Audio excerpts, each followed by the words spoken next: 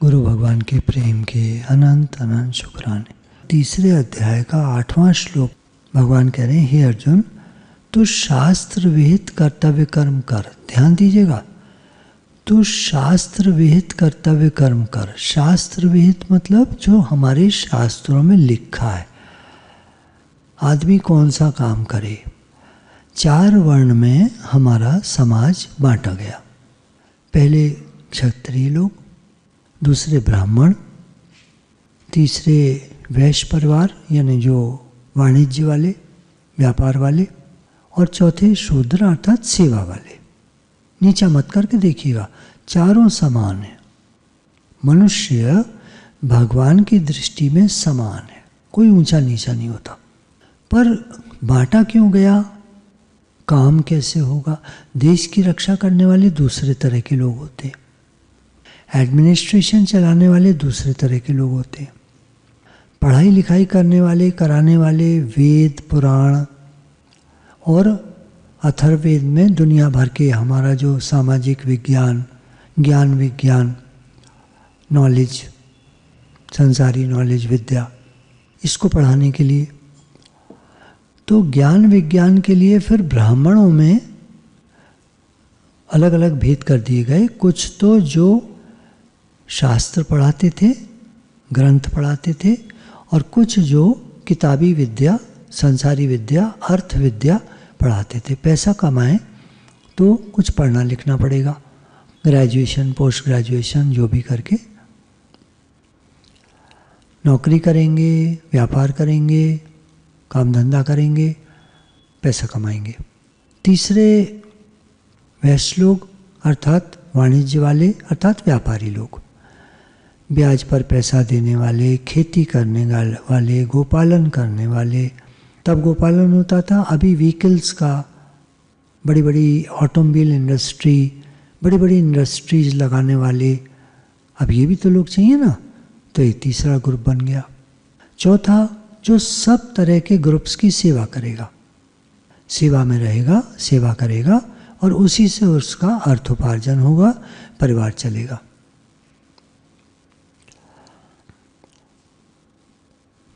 अब भगवान यहाँ कह रहे हैं कि हे अर्जुन, तो शास्त्र वेद जो तेरे हिसाब से कर्म बैठता है वो तो कर, क्योंकि कर्म न करने की अपेक्षा कर्म करना श्रेष्ठ है।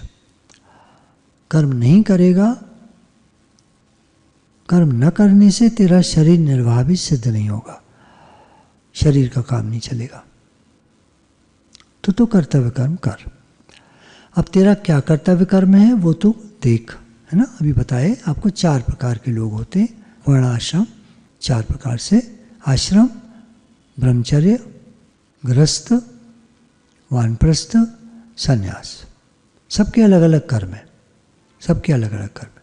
तो इस प्रकार से भगवान ने पूरे समाज को, दुनिया को बांटा। अब सब अपना काम करें। अर्जुन क्षत्रिय है तो उससे कह रहे हैं तो युद्ध कर, अपना कर्तव्य कर्म कर। गीता साधकों के लिए है। वहाँ अर्जुन एक, कहना चाहिए, एक ऐसा व्यक्ति बना जिसने अनेकों प्रश्न करे, साधना संबंधी ज़्यादा करे। तो गीता जो है साधक संजीवनी हो गई, साधकों के लिए हो गई। और साथ में भगवान ऐड करते जा रहे हैं कि कर्तव्य कर्म कर। अर्जुन ने कहा मैं कामधाम छोड़ करके पीछे, मतलब जंगल चला जाता हूँ। भगवान ने कहा नहीं, कर्म न करने की अपेक्षा कर्म करना श्रेष्ठ है। अब साधक के विषय में व्याख्या में कह रहे हैं, कर्म करना स्वीकार कर लिया साधक ने, ठीक है, मैं भगवान के रास्ते पर चलूँगा। ये ब्राह्मण समाज में एक निकला साधक समाज। साधक जो साधना करता है, भगवान की तरफ बढ़ता है। हम सब जितने सत्संग में आते हैं, सत्संग से जुड़ गए हैं, ठीक प्रकार से साधना करना चाहते हैं, भगवान के रास्ते पर चलना चाहते हैं, भगवत प्राप्ति करना चाहते हैं, तो हम हुए साधक। किस वर्ण आश्रम के हैं, अब वो बातें पीछे छूट गई, अब हम इनसे अलग साधक हो गए। अब व्याख्या में यहाँ क्योंकि कर्म की बात चल रही है, कर्म न करने की अपेक्षा कर्म करना श्रेष्ठ है, तो व्याख्या में कह रहे हैं कि तुम अपना कर्तव्य कर्म करो। क्या है वो? है तुम्हारी साधना। अब तुम साधना में, तत्व प्राप्ति में सुगमता ढूंढोगे, आसानी ढूंढोगे, जल्दी भगवान मिल जाए, आसानी से भगवान मिल जाए, शीघ्र प्राप्त करना चाहता है, तो वो वास्तव में सुख का रागी है, साधन का प्रेमी नहीं है। भगवान जल्दी मिल जाए, आसानी से मिल जाए, तो ये क्या चाहता है? सुख चाहता है, जल्दी से काम बन जाए, फिर मैं आराम करूँगा। जो सुगमता से तत्व प्राप्ति चाहता है उसे कठिनता सहनी पड़ती है। भगवान का एक विधान है, तुम चालाकी से कुछ नहीं पा सकते। चालाकी, चतुराई, इंगड़ी सिंगड़ी, टेढ़ मेढ़, 420, ये सब नहीं चलती भगवान के यहाँ। भोले भाव मिले रघुराई, बिल्कुल भोले भाव से हो जाओ तो तुमको भगवान मिलेंगे। सच्चाई, ईमानदारी। सफलता के लिए बहुत मेहनत की नहीं, सच्चाई की ज़रूरत है। एक सच्चा और ईमानदार व्यक्ति जब सफलता पाता है तो वो सफलता उसको महान सुख देती है, और एक चालाकी आदमी जब सफलता पाता है तो वो सफलता भी उसको सुख नहीं देती। ऐसा विधान है भगवान का। सफलता हर एक को मिल सकती है, चालाक को, बेईमान को, 420 को, घटिया आदमी को, टेढ़मेढ़ वाले को, बदमाश आदमी को, उस सबको सफलता मिल सकती है, पर उनको वो सुख नहीं देगी। अच्छे व्यक्ति को वो सुख देगी। विधान है ऐसा। तो जो सुगमता से तत्व प्राप्ति चाहता है उसे कठिनता सहनी पड़ती है। जो शीघ्रता से तत्व प्राप्ति चाहता है उसे विलंब सहना पड़ता है, देर लगती है। कारण कि सुगमता और शीघ्रता की इच्छा करने से साधक की दृष्टि साधन पर न रहकर फल पर जाती है। मुझे भगवान जल्दी मिलें, आसानी से मिल जाएं, तो साधन में क्या होता है? उकताहट होती है, उसे ऊबने लगता है, क्यों नहीं मिल रहे भगवान, इतना टाइम हो गया, बड़ा मुश्किल है, भगवान का पाना बड़ा कठिन है। ये कौन कह रहा है? जो जल्दी चाहता है, आसानी से चाहता है, वो कह रहा है भगवान की प्राप्ति बड़ी कठिन है। तो यहाँ पर कह रहे हैं तुम साधना करो, साधना में आनंद लो, क्योंकि एक बार भगवान मिल गए तो वो जो साधना का आनंद है वो गया। भगवान के दर्शन हो गए, अब तो वो ढीला पड़ जाता है, बस मेरा काम तो बन गया। भगवान के दर्शन हो गए, अब उसकी साधना वादना धरी रह जाती है, खाता पीता सोता रहता है। तभी कई भक्त कहते हैं भगवान हमें मुक्ति नहीं चाहिए, हमको आपकी भक्ति चाहिए। मुक्ति के बजाय वो भक्ति मांगते हैं, क्योंकि मुक्ति एक ही बार होती है, बस छुट्टी। और भक्ति जन्म जन्म जन्म जन्म कर सकता है व्यक्ति। जो भक्ति में आनंद है, भक्त के हिसाब से जो भक्ति में आनंद है वो मुक्ति में नहीं है। ज्ञानी जन मुक्ति चाहते हैं कि ये मेरा जीवन सफल हो, जो मैं साधना कर रहा हूँ मुझे आगे चलकर भगवत प्राप्ति हो जाए, मेरा काम पूरा हो जाए, मेरी मुक्ति हो जाए। ठीक है, जल्दी और आसानी वो भी नहीं करेगा, ज्ञानी भी नहीं करेगा, साधना में लगा रहेगा। उसे विश्वास है कि एक दिन भगवान जरूर मिलेंगे। जिसका यह दृढ़ निश्चय या उद्देश्य है कि चाहे जैसे भी हो मुझे तत्व की प्राप्ति होनी ही चाहिए, उसकी दृष्टि सुगमता और शीघ्रता पर नहीं जाती। चाहे जैसे भी हो मुझे तो भगवान मिल जाए, तो वो साधना में लगा रहता है।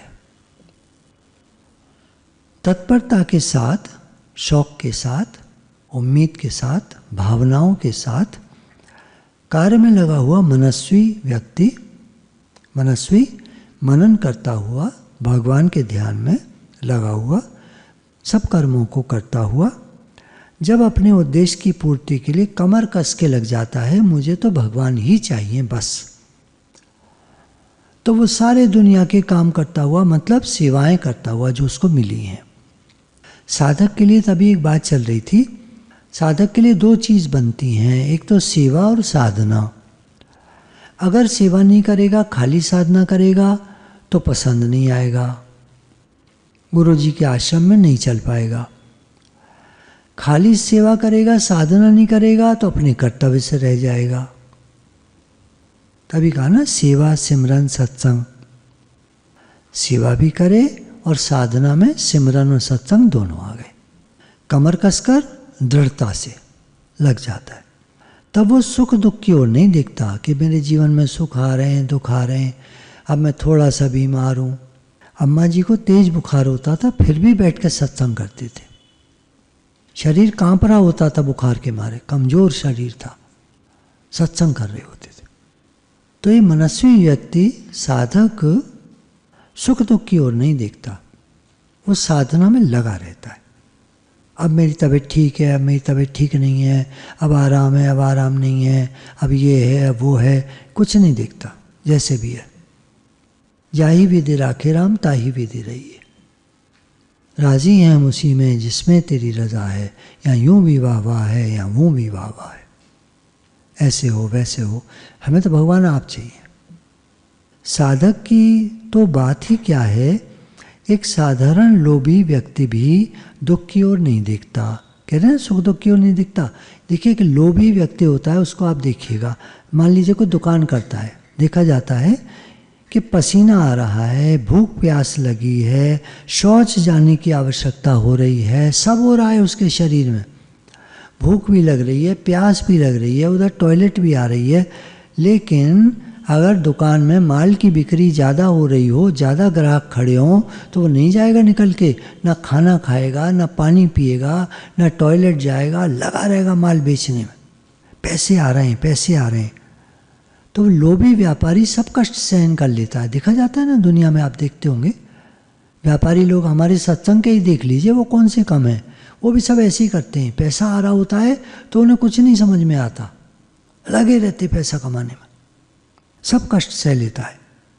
तो ऐसे लोभी व्यक्ति की तरह साधक की साध्य में निष्ठा होनी चाहिए।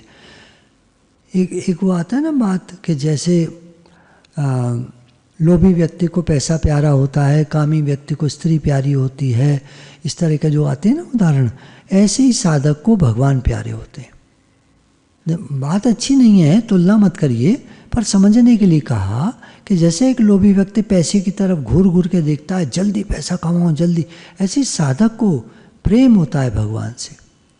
उसको पैसे से प्रेम है, उसको भगवान से प्रेम है। साधक को साध्य की प्राप्ति के बिना चैन से न रहा जाए। जीवन भार स्वरूप प्रतीत होने लगे, मैं क्यों जी रहा हूँ, भगवान क्यों नहीं मिल रहे। मेरा जीवन भगवान के लिए।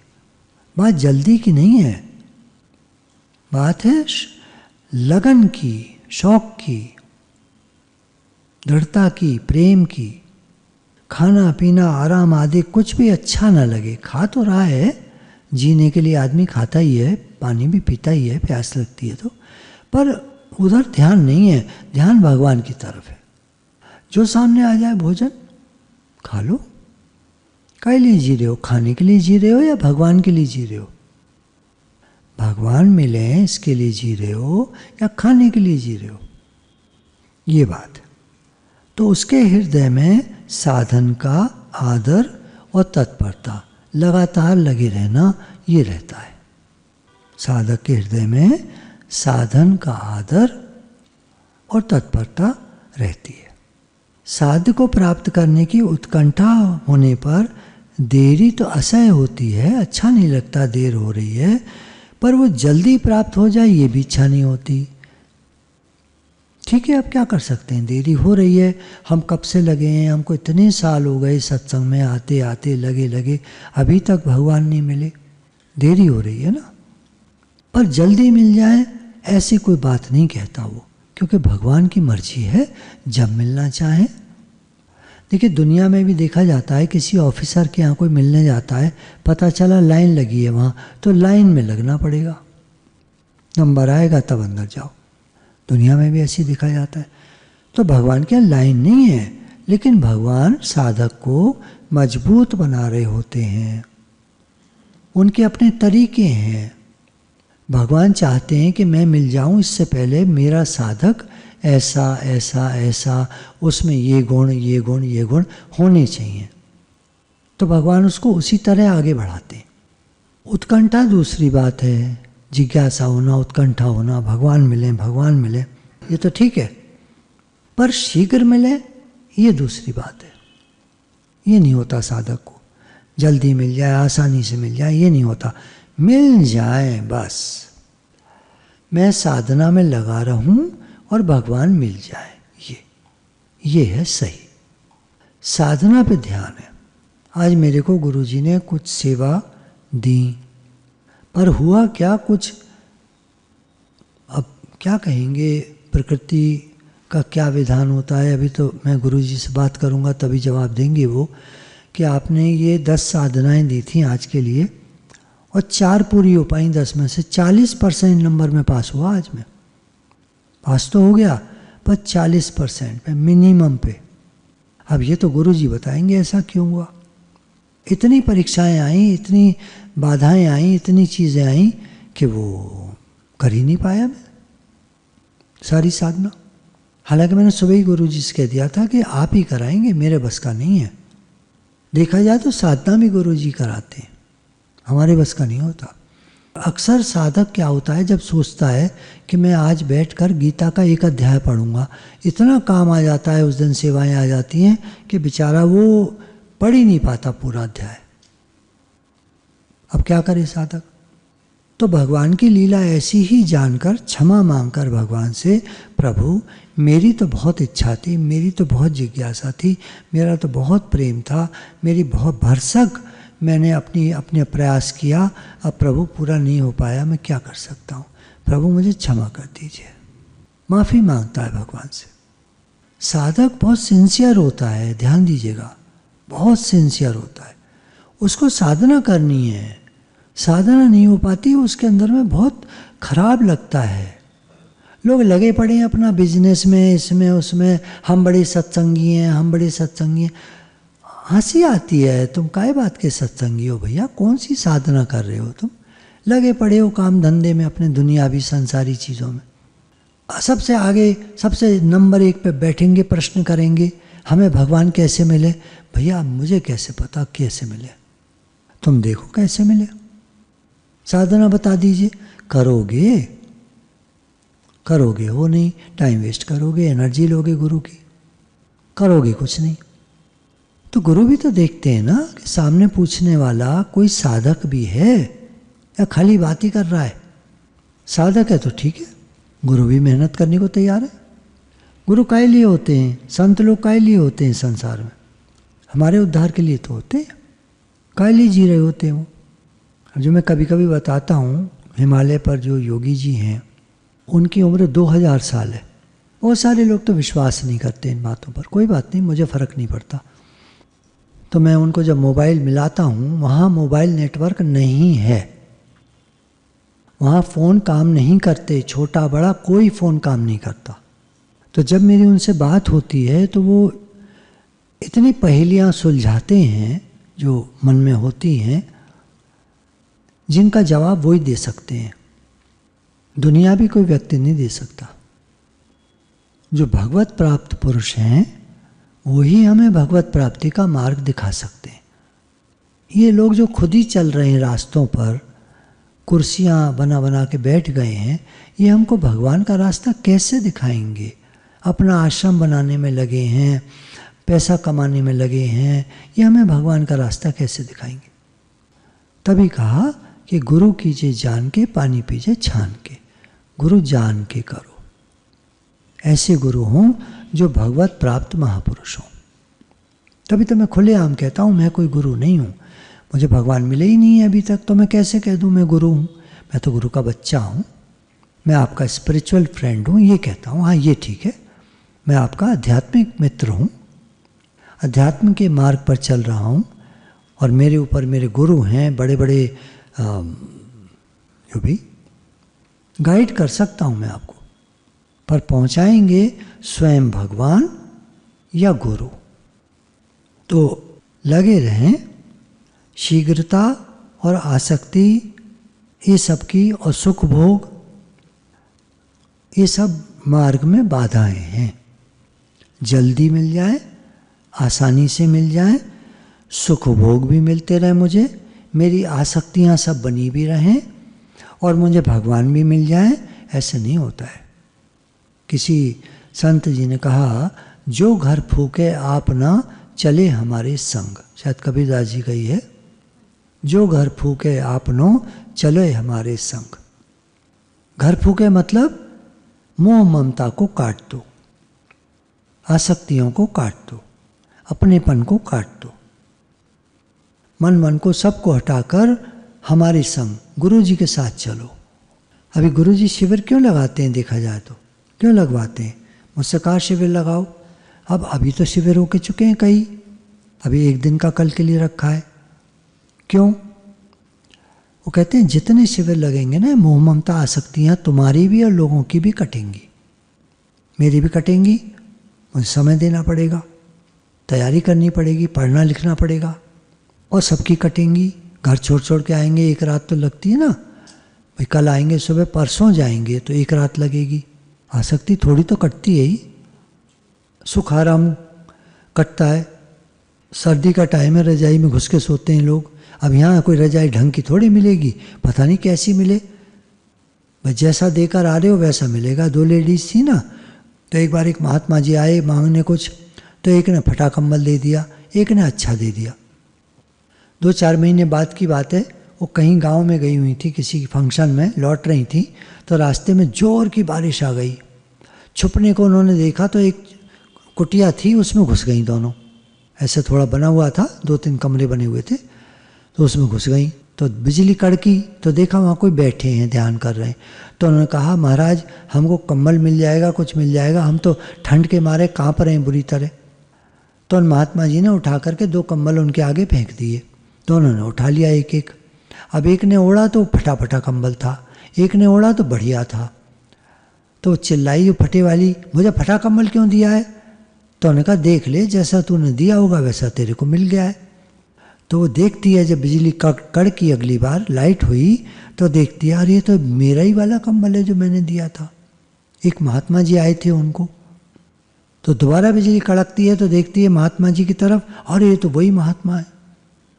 जो दोगे वो पाओगे, ऐसी बात है। गुरु भगवान के प्रेम के अनंत अनंत शुक्राने हैं। बात बहुत समझने की है, साधक को सावधान रहना चाहिए। और योगी सहयोगी होता है, इसको याद रखिएगा। जो भी योगी जन होते हैं ये हमारे सहयोगी होते हैं, ये हमको आगे बढ़ाते हैं बहुत प्रेम से सत्संग के मार्ग पर, भगवान की तरफ हमें चलना है। तो उनका हाथ पकड़ लो, मतलब उनका सहारा ले लो, उनके साथ चल पड़ो। आप अकेले चलना चाहोगे तो थक जाओगे, घबरा जाओगे, पता नहीं कैसे हो। साथ में कोई पावर चाहिए, और गुरु शक्ति होते हैं, पावर होते हैं। हम लोग साधारण लोग होते हैं, हम नहीं पहुंच सकते भगवान तक, गुरु चाहिए। ये बात समझ करके बढ़ते चलें, बढ़ते चलें, बढ़ते चलें, बढ़ता चल, बढ़ता चल, बढ़ता चल। गुरु भगवान के प्रेम के अनंत शुक्राने। राधे राधे भगवान जी।